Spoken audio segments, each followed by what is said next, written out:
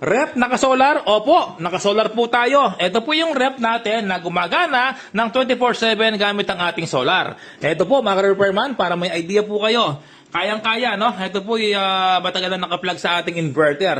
Meron akong dalawang inverter sa bahay. Ito po yung isa, yung TBE na 1000 watts. At ito pong isa, yung 12 volts 1000 watts na smart inverter. Ito po ay nakaload po dito sa ating rep. Ito po yung kanyang plug. Ito po yung ating outlet. Solar po yan. Ito po, ginamitan ko siya ng protection delay. Alam niyo kung bakit?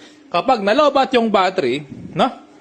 Ayan po. Bigla magbubukas yung kuryente, hindi po siya mabibigla. Kaya meron po siyang 5 minutes delay. Napakaganda. O, di ba? Ito naman po, yung rice cooker outlet, ang nagpapagana yung ating PBE. Ito po yung breaker niya. Ayan. O, may power po siya, no?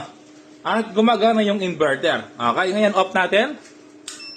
Ayan, mag-off siya. So, dalawang inverter sa isang setup, walang problema. Setup, meron po tayong 12 volts battery. Meron po tayong 3 solar panel. Kaya full charge po yung ating battery habang maraming nakaload sa bahay. Ano nga ba nakaload? Rep, mga ilaw, electric fan, TV, sabay-sabay, kayang-kaya. Basta't pasok sa 800 watts continuous output, pasok na pasok.